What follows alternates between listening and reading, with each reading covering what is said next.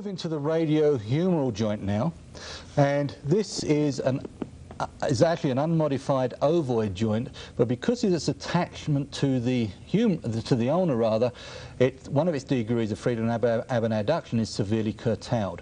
So we have to consider a spin and a anterior and posterior glide for flexion and extension.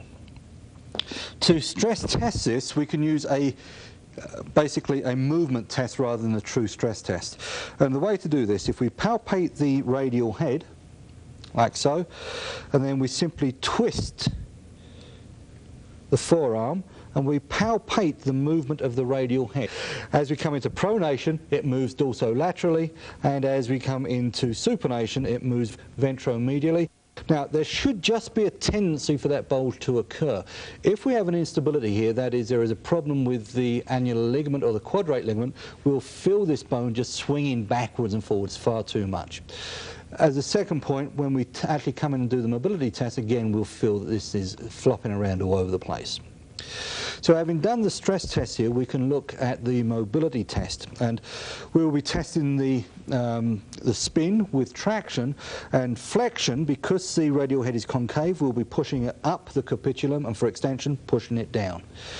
So we'll keep the elbow in about this position, just where it lies in the arm, which seems to be the most mobile area for this joint.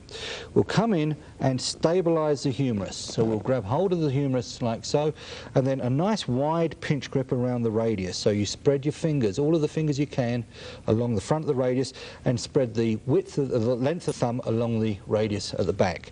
And then we simply glide this in this direction, up and down at the capitulum, like so.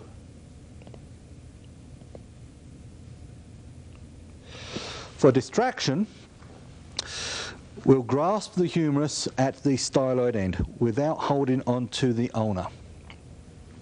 Stabilise the humerus against the bed, like so, and just palpate the joint line of the radiohumeral joint with your thumb. So we're in there. And then we can simply just gently pull up along the line of the radius and feel for the radial head to move away from the capitulum. And that'll test the spin of the radiohumeral joint. So from here we should be able to get into treatment. Now, if we're going to use a pain technique to reduce pain, the best one is traction. And essentially the way we've dealt with it there when we was testing is the way that you can treat it. Very gentle, almost no movement at all. In order to test for the ends of, to treat the ends of range, though, now we need to do the anterior and posterior glide at the extremes of flexion and extension.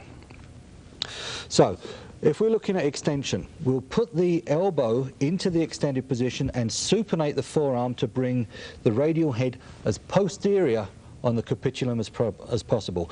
And as I'll be pushing the radial head backwards, it will tend to laterally rotate the arm. So I'll hold the upper arm into medial rotation, come onto the radial head with the heel of my hand, elbow straight, and then just lean down through the straight elbow to produce that posterior glide of the capitulum. And it's important that that elbow is straight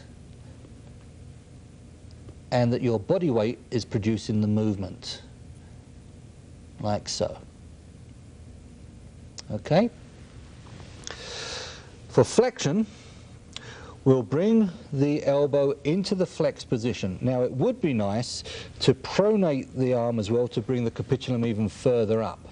Unfortunately, you lose the ability to palpate the back of the radius when you do that.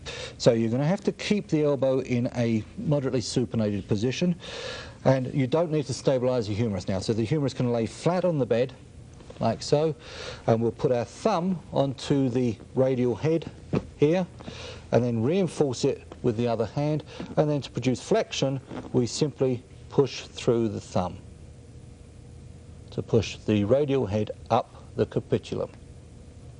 Okay. And then we have the spin to consider. Now the spin will limit pronation and supination particularly. They all will, but particularly the spin. And to mobilize the spin, we'll do traction, but we'll do it at the extremes of supination and pronation. So if it was supination that was limited, I would supinate the forearm, stabilize the humerus by holding it down into the bed, and then I would pull along the radius by twisting my body. And again, it's like drawing a sword out of a scabbard. There. And on a long shot, you can see what is happening to my body as I do it. And it's simply a twist of the body, like so. Okay. For pronation, it's much the same. We'll put them into the extreme of the pronated position, and if you notice, I walked around the outside of the arm because I need to be in this position to produce the traction here. Same position with the hand stabilizing the humerus, and again, twist your body away from the elbow to produce that traction. And don't forget, in order to get to the extremes of pronation and supination, to do the hold relax techniques moving towards it.